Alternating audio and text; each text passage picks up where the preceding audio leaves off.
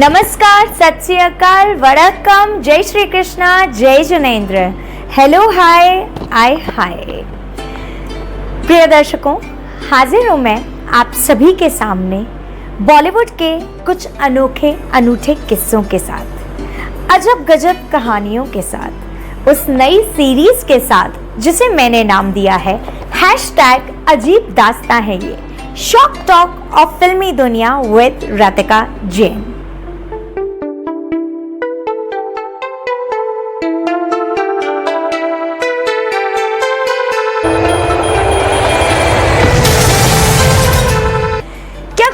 है किसी ने कि शख्स बनकर नहीं, शख्सियत बन के जियो, क्योंकि शख्स तो एक दिन मर जाता है मगर शख्सियत हमेशा जिंदा रहती है। तो आज के इस पहले एपिसोड की शुरुआत करती हूं अपने गुरु को नमन करते हुए, प्रणाम करते हुए, मेरे गुरु श्री अनु कपूर जी को याद करते हुए, उनके जीवन के कुछ सुने अनसुने किस्सों के साथ।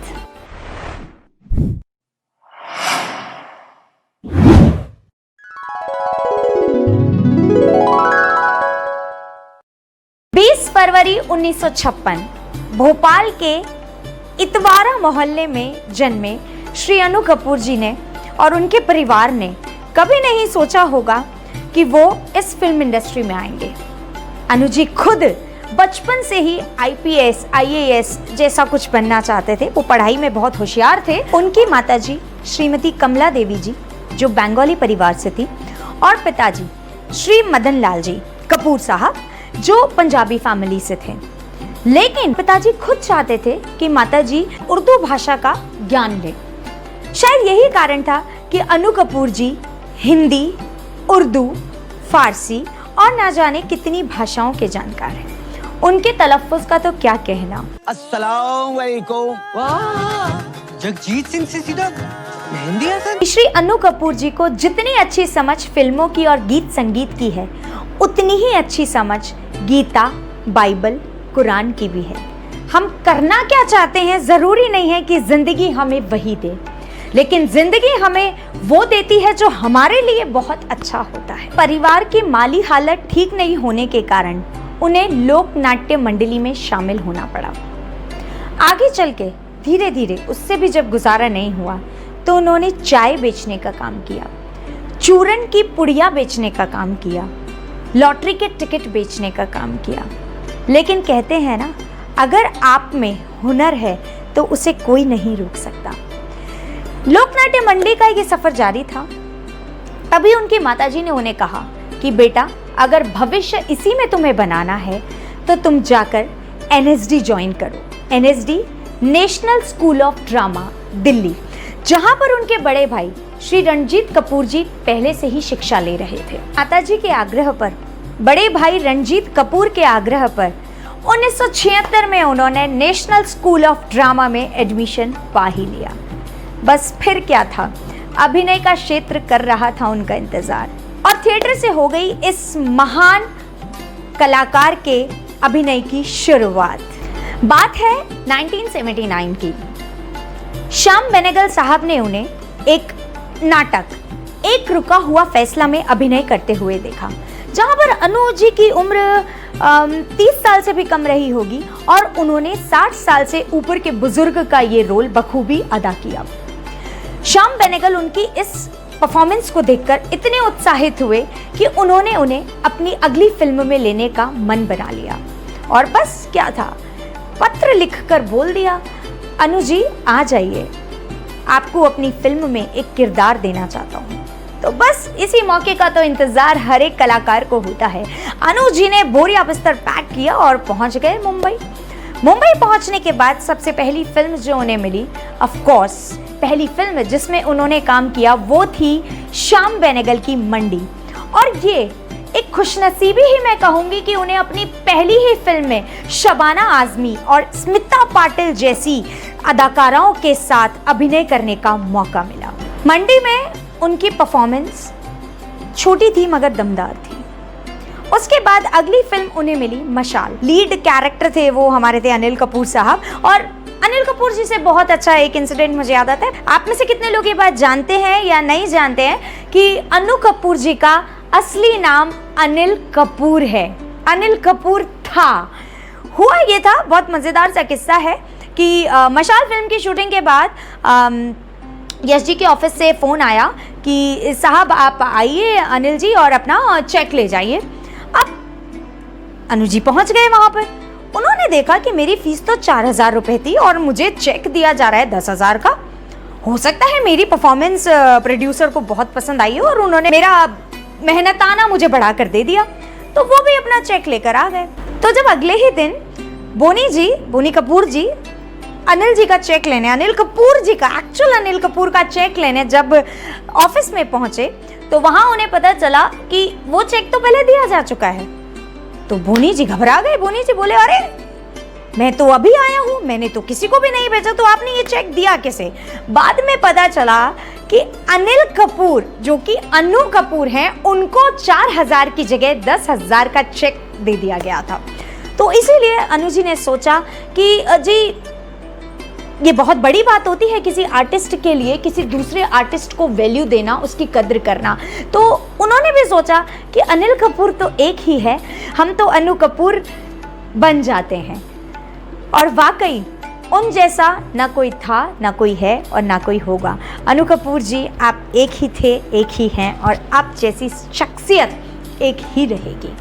उनकी कही एक बात जो मुझे लगता है 100% सही है कि ज़रूरी नहीं कि एक सुपरस्टार अच्छा कलाकार हो, लेकिन एक अच्छा कलाकार सुपरस्टार जरूर बन सकता है।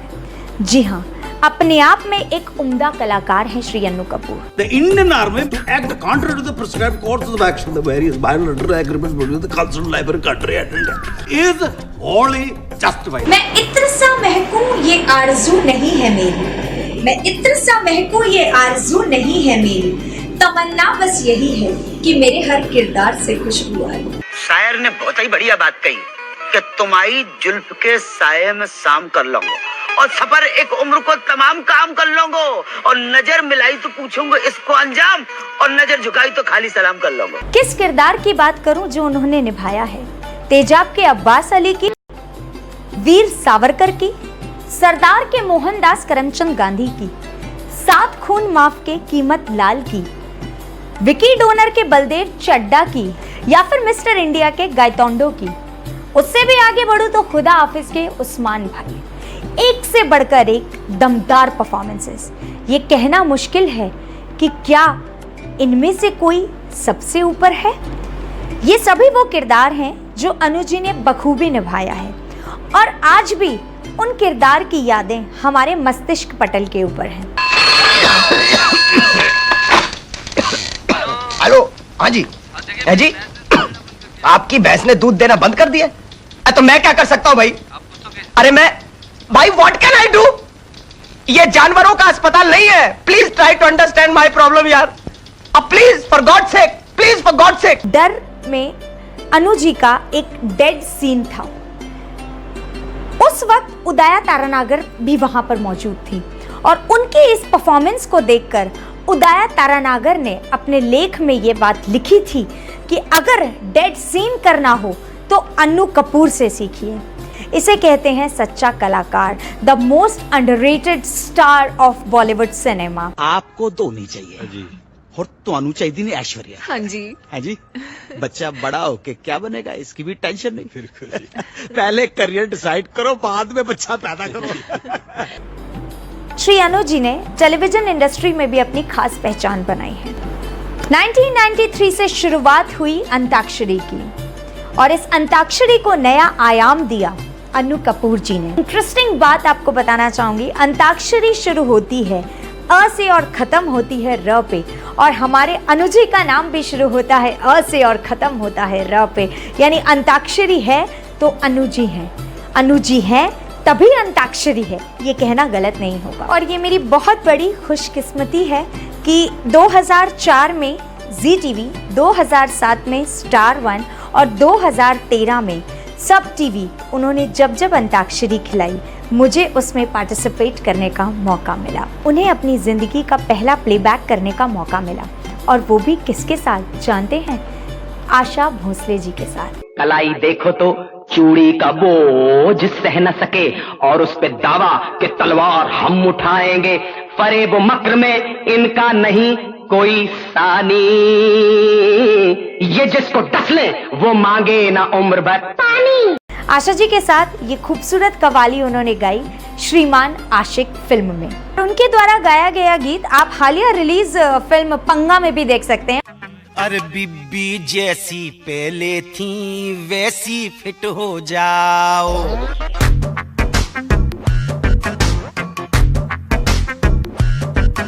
अनु जी ने एक फिल्म भी डायरेक्ट की, बच्चों की फिल्म, जिसका नाम था अभय, और जिसमें नाना पाटेकर और बेंजामिन गिलानी जैसे आर्टिस्ट ने काम किया। अनु जी ने अपने एक इंटरव्यू में बताया भी था कि उस वक्त जब ये फिल्म आई तो नाना पाटेकर की फीस थी 65 लाख रुपए, लेकिन अनु जी के इस फिल्म के लिए नाना ने सिर्फ और सिर्फ 21,000 रुपए का चेक लिया था। राणा साहब, आप तो समझ सकते हैं कि रात के इतने सन्नाटे में जरा सी आहट कितनी तकलीफ दे सकती है। शायद ये आवाजें आपके जूतों की चरमराहट और आपकी इन जंजीरों से पैदा हो रही। अनु जी द्वारा निर्देशित की हुई इस फिल्म को बेस्ट चिल्ड्रन फिल्म के नेशनल अवार्ड से नवाजा गया। नेशनल अवार्ड की बात चली है तो 2012 में आई विकी डोनर के लिए अनु जी को बेस्ट सपोर्टिंग एक्टर के नेशनल अवार्ड से सम्मानित किया गया।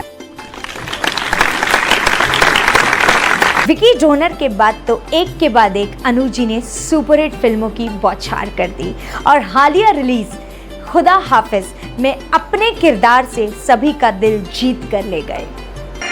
तुम जिसे कर्ज कहते हो, पठान उसको अपना फर्ज मानता है। तुमको जो एहसान लगता है, पठान को वो मोमिन का ईमान लगता है।